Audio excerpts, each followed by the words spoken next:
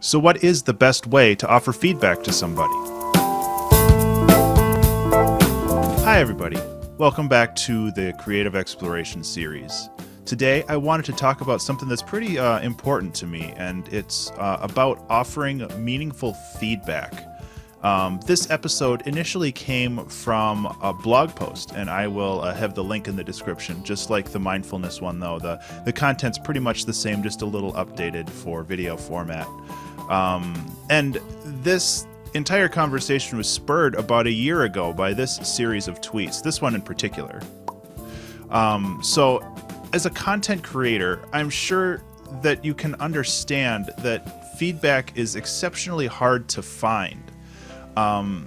Negative feedback can be just vague or overly critical, and even positive feedback doesn't really convey any kind of information that's helpful to you to better your project. Offering feedback is something that can be really difficult, both when giving that feedback to friends or just strangers. If you're giving feedback to friends, you have to basically take their feelings into account because you don't want to significantly affect that friendship or relationship that you might have. So you end up sugarcoating your opinions, and that might lessen the impact or intention of your message. Even worse than that, it could just be straight up misinterpreted as something else. And if you're giving feedback to a stranger, then all bets are kind of off. You have no real emotional investment with that person, so you can be as critical as you want, and sometimes you can get overly critical, and then what you're saying isn't really helpful in any meaningful way either, because you're just you're not really taking their feelings into consideration when you do it, and they just kind of shut down once they hear all of that negativity. So, as always, I do recommend that you take this article with a grain of salt. Some of the things that I talk about here are kind of contradictory because there's really no definitive guide to offering feedback, and every person and every situation is different. So there's no real well, this is what you do in this situation, because every situation is different. So it's important to keep in mind that some of these might work for you and some of these might not, and just take what you can from it. And I have a feeling that even if you take one or two of these, you'll be better at reviewing things than you were before. And that's really my goal here. Also, I'm not an expert at reviewing things, but I do have a ton of experience. I used to be part of a music community called Section Z, and they reviewed music. It was all peer reviewed, so every user in that community was a music maker, and so everybody reviewed music. And useful reviews gave you bonuses on the site, or chat privileges or something. So everybody participated there to improve as an artist. It created a really wonderful community of musicians willing to be direct, and sometimes that directness hurt people's feelings, especially with newcomers who were kind of unused to the way that everything worked there. And growing a thick skin is also important, but that's really not the intention of this video. I wanted to talk about offering reviews. And in Section Z, I offered a ton of reviews. I think I reviewed 500 or 600 songs there. And I feel like I got pretty good at it. So anyway, one of the first things I learned when giving feedback is to have a basic understanding of the medium you're offering advice for. Now, this seems really fundamental, but it seems often overlooked when kind of reviewing things. You can get a gut feeling from it, but it's not really, you can't really articulate what you want to say. So even as somebody who doesn't know anything, you'll be able to tell when something seems off.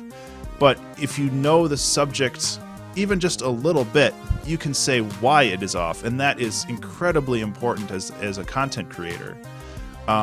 It's I wouldn't be able to offer any real specific feedback on something like interpretive dance, because I don't understand any of that art's language. And understanding that art's language, even just the fundamentals of it, will help bridge that communication gap between you and the artist you're talking to. And that doesn't mean that you need to go spend, a semester learning anything, but even just learning the basic terminology, just kind of doing a Google search, that can actually help a ton. So the next point to keep in mind is to offer advice from your perspective. Going right into a project or a review saying this doesn't work because is really confrontational. You're trying to start a conversation here, not an argument. So it's important to use like personal phrases like I think or I feel. And what this does is it really helps reinforce that this is your opinion. And it allows the artist to contrast their opinions against yours. So rather than them feeling like they have to defend themselves or their decisions or their position on something, this allows the artist to contrast their opinions against yours rather than have them feeling like they have to defend themselves right away. It opens up a more friendly conversation, I guess, a more open conversation. And unless the artist is looking for some like very specific feedback about a certain section of something, it's good to keep things non-specific right away. Like you can start by pinpointing facets that don't work for you or facets that do work for you, and use that conversation to like drill down into more specific instances or specific situations where this issue comes up. And what this does is this helps create a collaborative conversation where you and the artist are working together to solve an issue rather than just exposing problem areas and walking away. You kind of want to work with this person. You don't want to just say this is bad and fix it. You want to say, well, I'm not really a big fan of this, and how can I explain why I'm not a fan of it, Additionally, it's very important to not always offer just solutions right away, especially to problems that you're bringing up. You don't want to just swoop in and attempt to solve all of their problems because it doesn't create a collaborative environment. You're not having a conversation with this person. You're just telling them what is wrong and how to fix it, and that's not really conducive to a good conversation, because with the style video that I had before, everybody's style is different, and this person's style might just be the things that they like, and you're just telling them, well, I don't like this. So it's like you're gonna butt heads that way.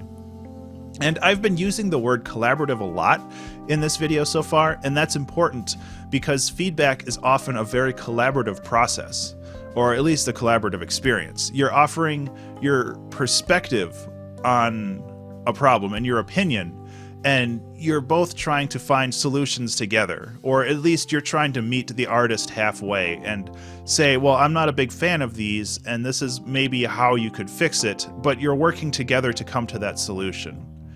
So let's look at a basic example.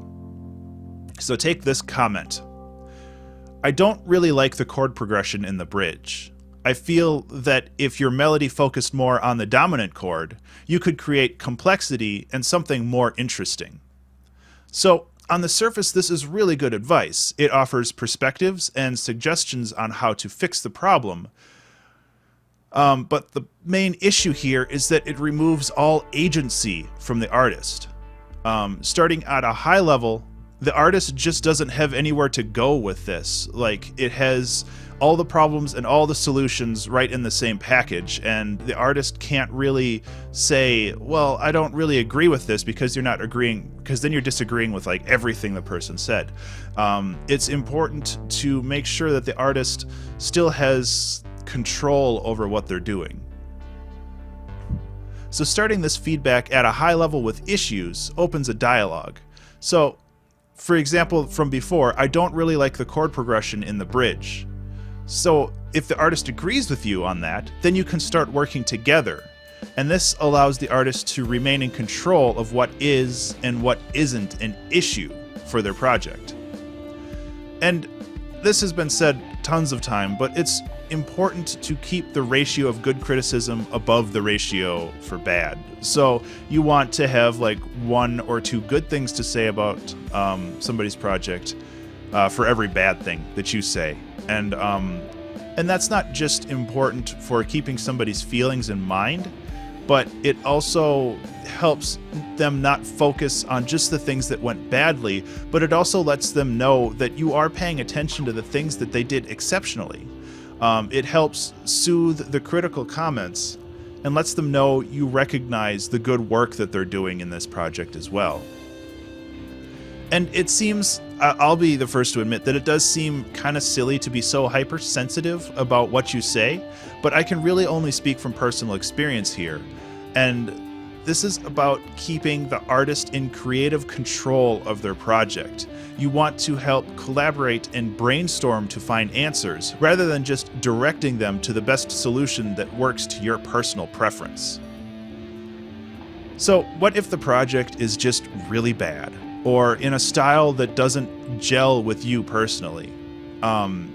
If you can't find any redeeming qualities to the project, it's really best that you can just keep things at very high level and ambiguous. And now that seems like you're dodging the question, but really it isn't, because most likely what's happening here is that it's just not in a style or genre that you are very familiar with or that you're a big fan of. And there's plenty of times when I'm reviewing music that isn't in a genre I know well, or in a genre that I don't really care for. And I often express this as that it's just not really like my cup of tea, or that it just doesn't sit right with me. And if the artist does ask for more details in that case, then I would be happy to go into more details on what I don't like about it. But this allows the artist to make that decision to like jump in and talk about it, rather than just getting buried under a pile of negative reactions right away. And finally, if you are offering advice, and this might be kind of silly, but it's good to let the artist know that you appreciate their time. The artist put a lot of time and faith putting out their work for public consumption, and it's important to be appreciative of that, because it allows the artist to feel more comfortable doing it again in the future. So how do you take all of this and turn it into a short and simple critique? Well, you really don't, unfortunately.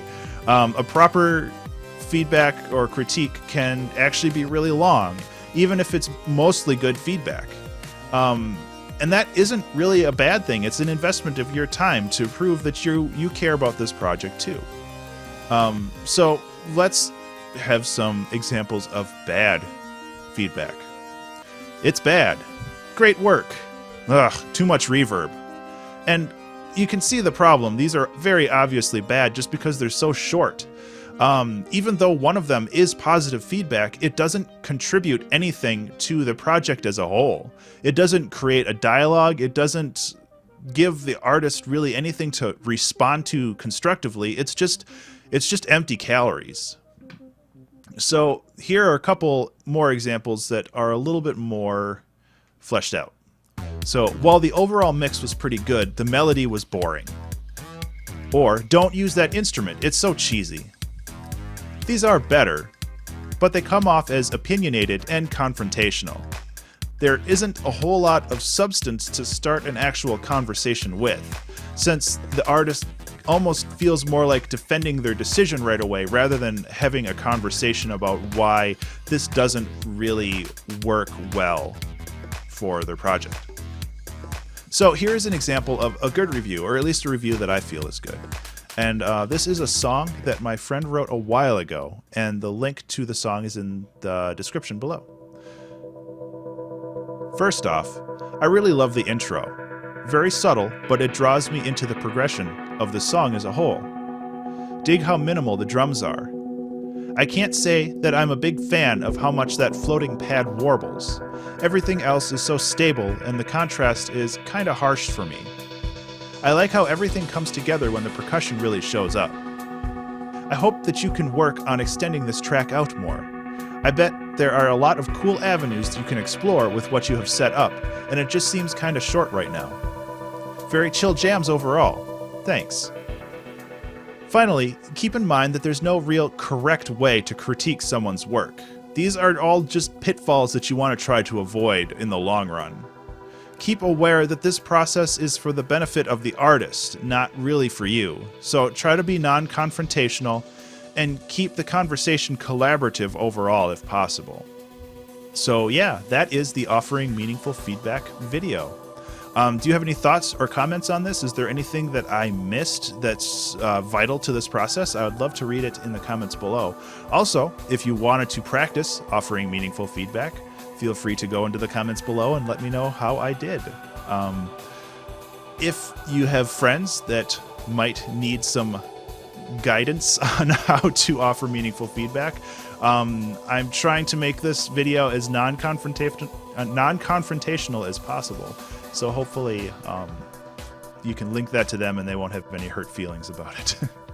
Also, if you found this video interesting, consider liking this video and subscribing to my channel, because I do plan on making a ton of videos like this in the future, and any boost to the signal that I have is incredibly helpful. So I will see you in the next video. Be remarkable.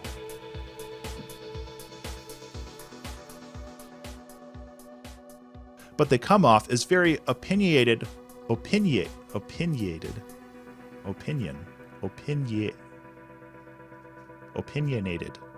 There it is.